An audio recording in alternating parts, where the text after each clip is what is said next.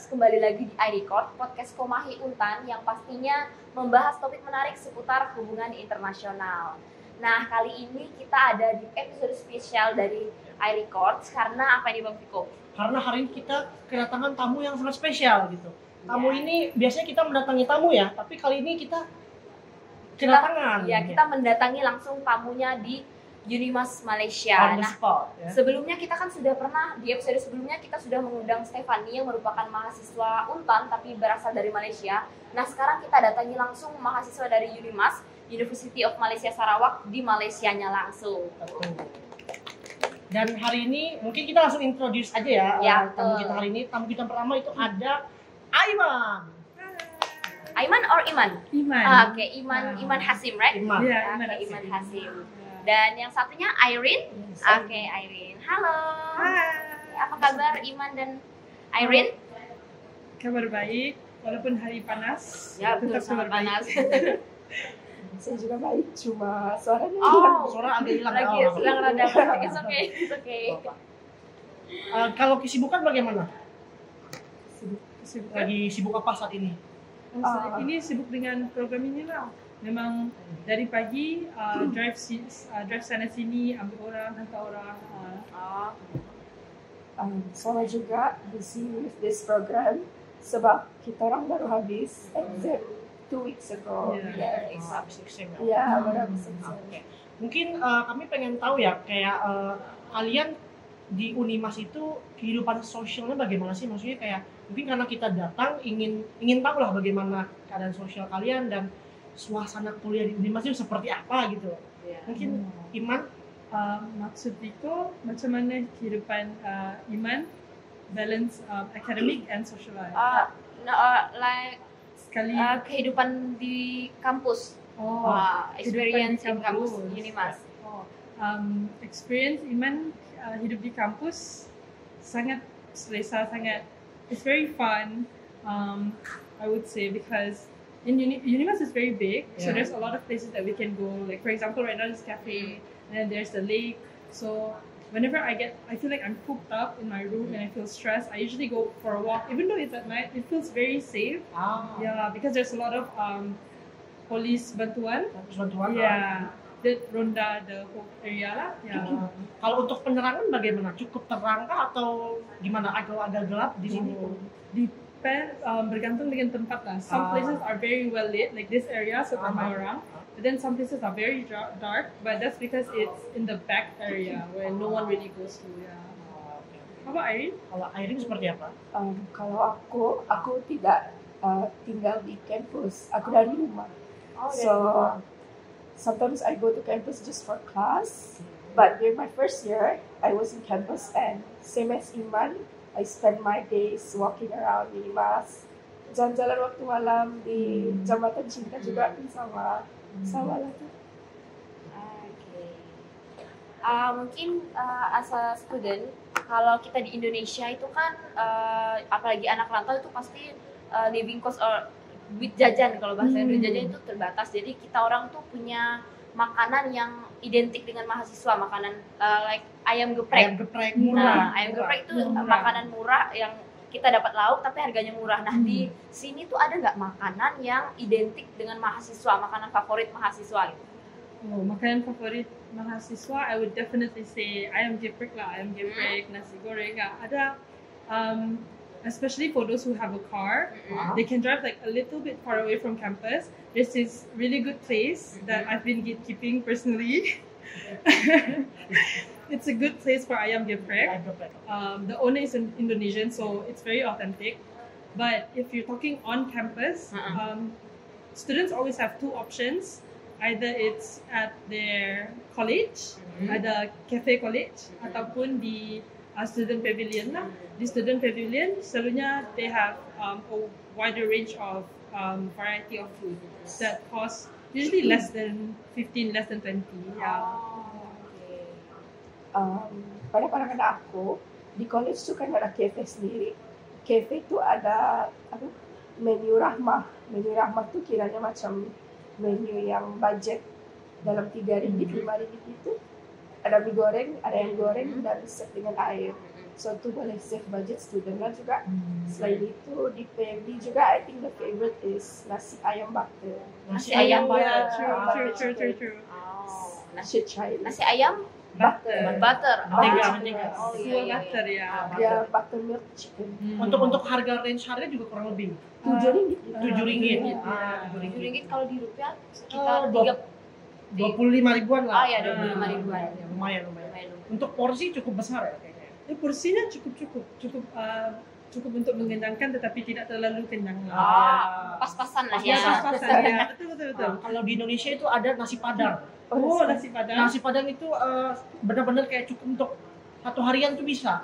Saking besarnya porsinya gitu. Kenang satu hari lah. Kenang satu hari. Oke. Ada juga nasi padang yang only 10.000. 10.000 Ya. kalau in ringgit maybe Cuma tiga ringgit. mereka sekitar itu ya. Itu udah include nasi, ayam, dan daun singkong, dan ubi. Dan kuah juga. So that's very authentic dan memang seperti itulah makanan di sana. We love rice, kami sangat cinta ke nasi. Sama Asian love rice. Kita kalau belum makan nasi, meskipun udah makan roti, belum makan. Betul. Walaupun harus kita- makan nasi baru Betul. bisa makan. Kalau walaupun udah agak besar perut, Iya. harus makan nasi. Iya. Betul. Terus kalau misalnya soal ini kan di sini juga sepertinya masih banyak ini ya mahasiswa-mahasiswa yang dari luar gitu ya, dari luar pulau bahkan luar dari Sarawak dan sebagainya. Di sini anak rantaunya hidupannya seperti apa sih? Maksudnya apakah kalian ini juga anak rantau atau memang local here? For me, I'm a local. I'm born and raised in Kuching. But I have a lot of friends that are from Sabah, from Semenanjung, and the way they spend their days is usually untuk me, right? I would go home on Friday and come back on a Monday. But usually since diorang banyak masa, they usually join a lot of extracurricular activities like sports, kayaking. They take on jobs on campus just to fill in the weekend times lah. Yeah. Same experience. I have friends from KL, Sabah. They usually cannot go back sometimes, so they spend most of their times here. Sometimes if they want to go to the mall, they use Grab, and sometimes they sewa kereta. I feel like kalau mereka sewa kereta, it's more financially responsible. Yeah. Lebih cheap lah ya. It's cheaper, yeah. It's cheaper in the long run. Yeah. Ada juga student yang buat bisnes sewa kereta dalam sehari. If you use one day, RM90. RM90 sehari. Ya. 90 sekitar. Sekarang pergi hampir 300 ya, 300 ribu. Ya, hampir Iya. 300.000 betul. Menyambung ke yang anak rantau tadi. Kalau misalnya di Indonesia kan memang juga sama nih, terutama di Untan juga banyak anak rantau dan rata-rata mereka itu untuk menambah uang jajannya, untuk menambah uang jajan mereka kerja part time. Nah, di antara kalian itu ada nggak yang sambil kuliah sambil bekerja juga part time, as a part time?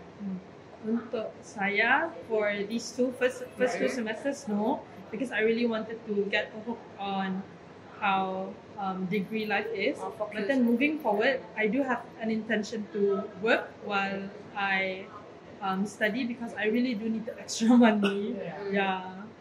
Mengerti. Yeah.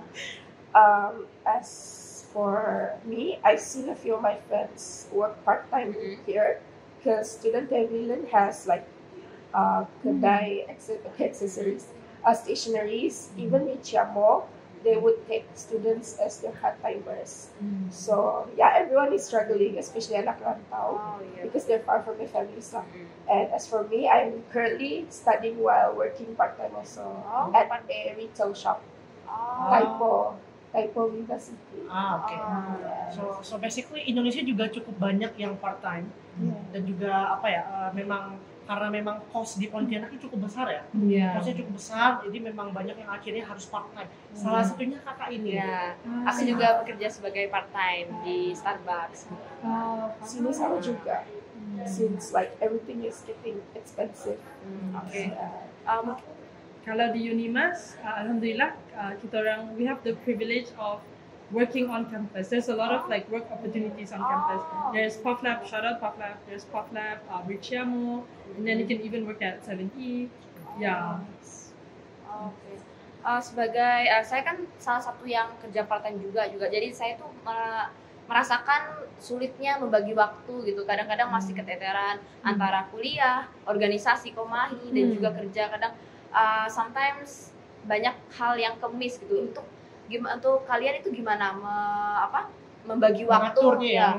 Membagi waktu dari mana kuliah dan juga kan dua-duanya Yurso kan tergabung, membagi waktu kuliah juga membagi waktu organisasi pasti kan sibuk sangat, apalagi yang part time juga. Itu bagaimana membagi waktunya, time management? For me, I only have classes and URSO, but even with that, it's already causing like a lot of stress, I would say. So I cannot imagine for Irene because even dalam mengurus this program, kita orang urus sekaligus kita orang tengah exam.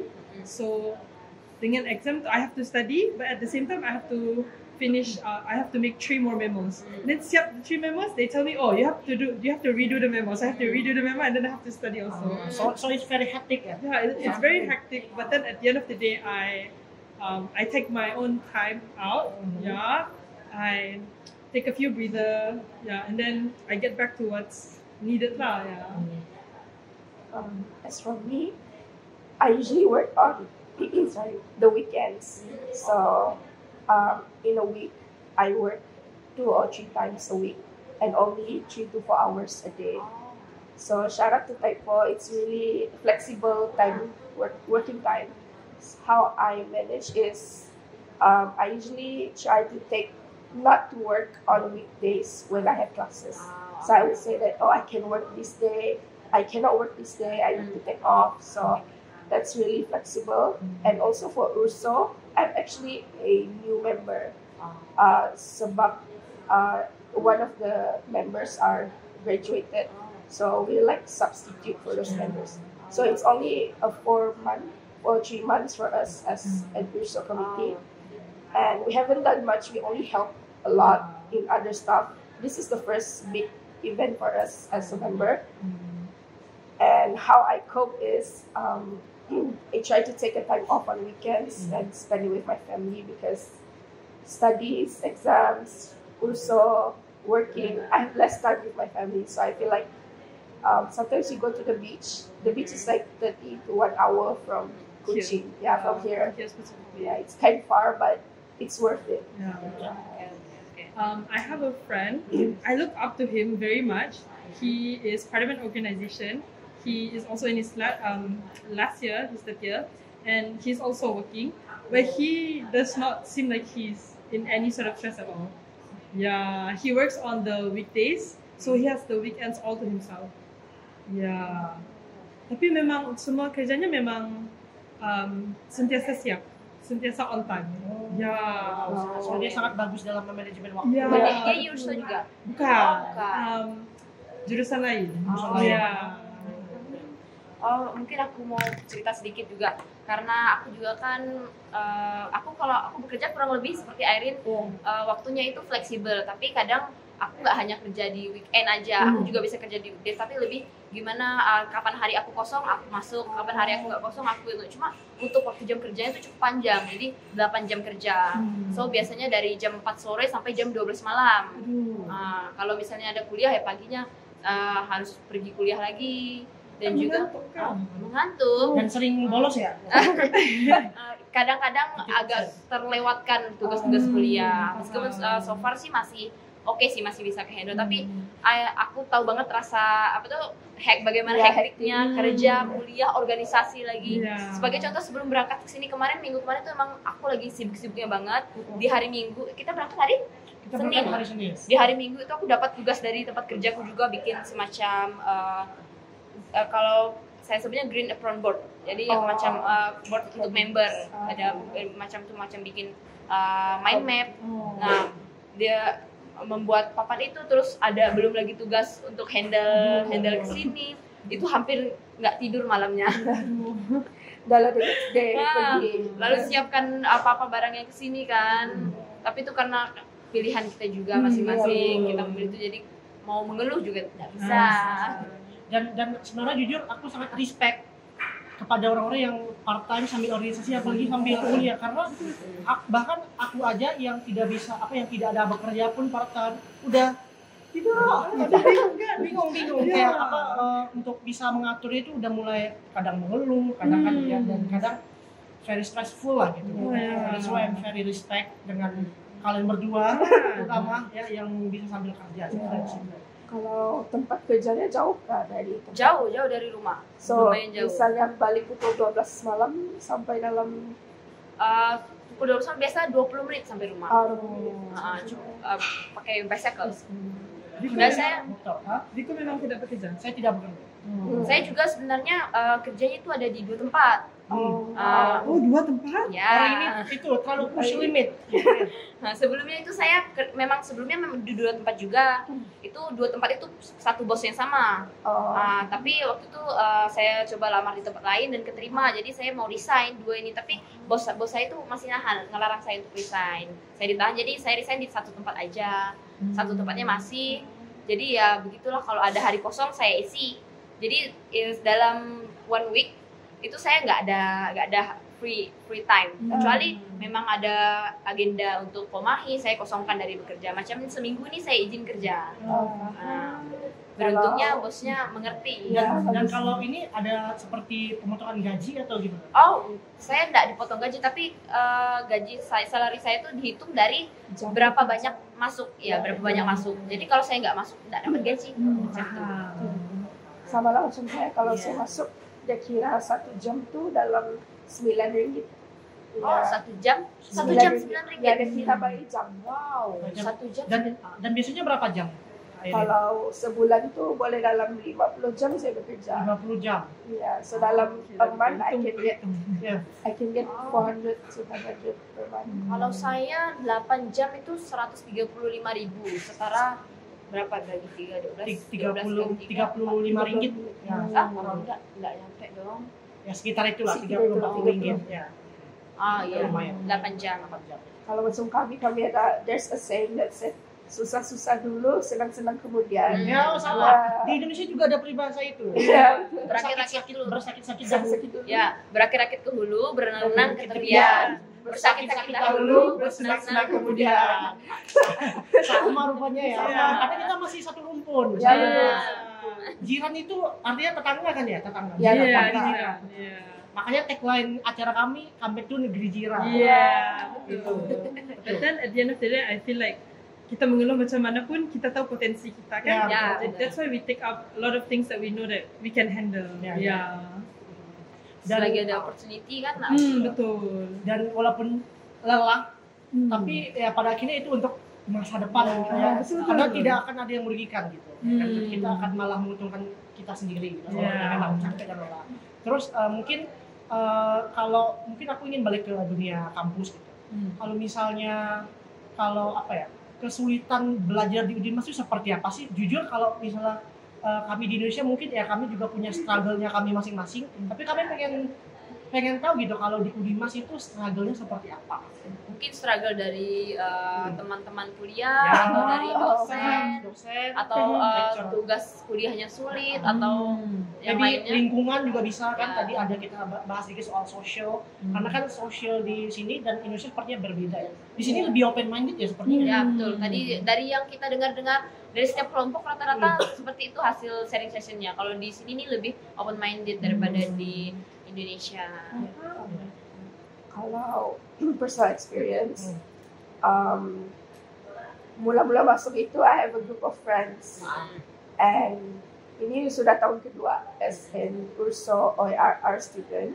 So my group of friends kind of have issue, jadi kami pun macam berpisah, but we still communicate because we're always sama group, sama kumpulan kalau ada assignment, and then kalau dalam kelas pun duduk sama-sama, tapi we're not like before. So that's one thing that affected me lah in this my second year. Since kinda dulu kan selalu bersama-sama, so sekarang I always go here alone, I always do things alone, but honestly it's really peaceful. But I do communicate and mingle with other people also lah.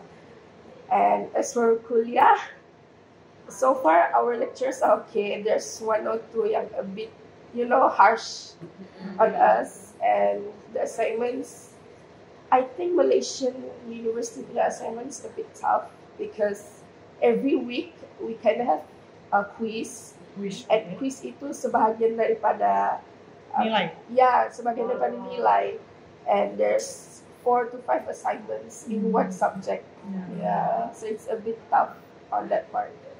As for me, dari segi social, I would say the first time I actually witnessed peer pressure is in university. Okay. Yeah, peer pressure in university is very much real because I've seen friends that are very much pressured by their social circle to do things to conform into things that they're not used to doing, or it's just out of their character. So that's the cabaran dari segi social lah. Kalau dari segi kuliah, macam Marin cakap, there are some lecturers that first dia cakap macam ni, dah siap, tiba-tiba dia cakap lain. Sama. Last minute dia begitu kan. Macam tu. Ada kesamaan juga rupanya. Saya pernah menangis di depan lecturer. Cerita gimana? Saya pernah sebab mula-mula dia cakap, okay, betul, sudah betul. Okay, saya submit. Lepas tu tiba-tiba saya di rumah, dia call, dia cakap, yang ni salah, kenapa kamu submit ini? Saya terus drive pergi sini, dia cakap, tak boleh buat apa-apa, tak boleh tukar. Kamu dah hilang markah. Saya berdiri, saya cakap, okay, terima kasih. Jadi macam mana dengan nilainya? Nilainya okay. Okay. Rasanya sebab maybe she wants to just be stern about, so we take our assignments more seriously. But then, like Aryan said, kehidupan di kampus kan, whether you like it or not, you have to biasakan diri seorang-seorang. Because you can't really depend on your friends, because sometimes diorang not as close as you guys used to be and everything, and it's not personal and it's okay. That's all lah. Memang benar, karena ada juga kata-kata yang bilang gini, kalau kita semakin dewasa itu kita akan semakin berkurang teman gitu. Betul. Yang paling akan bertahan itu semakin kecil. Paling bisa bertahan itu satu orang. Berteman itu 2 orang yang paling bisa tahan. Kalau banyak-banyak itu pasti semakin tahun semakin itu akan semakin berubah. Mungkin karena terlalu banyak otak ya. Jadi Terlalu banyak idea. Dia bercanggah. Ya betul. Jadi kayak jadi saling banyak debat-debatnya kalau ya. Betul. Iya. Terus kalau soal open minded, saya pengen sedikit gali ya. Kali misalnya di sini kalau soal isu-isu yang sedikit tabu bahasanya atau sedikit sulit atau jarang dibicarakan, bagaimana sih misal soal LGBT atau atau yang lainnya, kesetaraan gender itu di sini bagaimana? Apakah cukup menerima itu atau ada perlawanan besar di balik itu? Secara in general, actually, LGBT is not supported. But then, in Kuching, there's a lot of societies and communities that very much support these people lah. And I personally have a lot of friends that are LGBT, and especially in this uni also, and they have their own little communities that they join to have support, because at the end of the day, I feel like Malaysia dulu, they would not see things the way we see things. I feel like now it's in the modern era. We value more on like empathy and viewing people as more than just how they identify themselves. We view people as humans, and a lot of the times people dehumanize each other because of their beliefs, and this is very sad to see that. And then even fashion wise, dekat uni, kita orang ada student lelaki yang pakai makeup, ada student lelaki yang pakai skirt and everything, and that is more than just LGBT. That is how they choose to express themselves. Dan kalau misalnya pria-pria yang memakai makeup itu di sini apakah dilihatin atau bodoh amat? Maksudnya pria-pria yang mungkin lebih feminin itu apakah jadi sudut perhatian tidak? Jadi pusat perhatian? Tidak. Most of the time no, but then there are some people that still cannot accept this sort of like that still have a lot of hate in their heart. They tend to bully these people for no reason lah. I agree with what Iman said, and just to add on, I think all of us gives positive vibes here. If you see people like dress up like a woman, I mean lelaki yang berbaju seperti perempuan atau the other way, we will say, oh, you look nice, you look To us, good. to us, if they look good, we will approach them and say, oh, you look nice, you look very good. It doesn't matter how they are. If they are pleasing to us, then we will tell them. Jadi di sini masih sangat-sangat respect Kalau- each other lah. Yeah. Kalau di Indonesia sepertinya cukup tidak ada ruang buat yang seperti itu kalau di Indonesia ya. Iya, karena Bukan, mungkin lebih ke mungkin orang nggak langsung bicara misalnya kok kamu laki-laki pakai makeup nggak, tapi lebih ke tatapan orang akan berbeda ketika melihat Jelingan. akan jadi pusat perhatian. Ya, Pasti dilihatin kalau jalan. Kalau di sini pun sama, tapi tidak banyak. Tidak Judgmental tuh akan ada, cuma mereka tidak ekspres begitu. udah mulai biasa. Iya. Tapi kalau Indonesia, some people cukup ekstrim dalam melakukan hate. Bahkan bisa sampai ada yang dibully di sosial media dan itu benar-benar spam, atau bahkan ada yang ya semacam di demo, itu bisa di Indonesia. Jadi di Indonesia memang untuk isu-isu seperti itu memang cukup memang tidak seperti di sini lah gitu. Nah mungkin terakhir ya, rencana kalian ke depan apa sih? Kami pengen tahu gitu. Mungkin mulai dari Iman dulu. For me personally, I hope to, after I finish my degrees, I hope to work for a bit, then pursue my masters, and then I'll just see where things go from there. But I really want to pursue my masters lah. So good luck. Thank you. As for me, I still have one more year here, so I need to really think things through. So I still have no idea, but I wanted to work. Actually, I want to pursue in law, so I really hope to get something in law in the future, and maybe work for a bit in a law firm, I guess, and some of my masters also, and maybe eventually PhD. Yeah. Yes. Kalau untuk bekerjanya, apakah akan tetap lanjut atau hanya untuk mengisi waktu luang selama kuliah aja? Jabatannya. Ya. part-time? Maybe kalau sudah intern, there's no intern. Oh, intern. Yeah. Maybe I will stop working. Yeah, but they're always accepting. They said if you want to come back, you can contact us. Oke. So, ini percakapan yang sangat menarik ya. Ya, betul.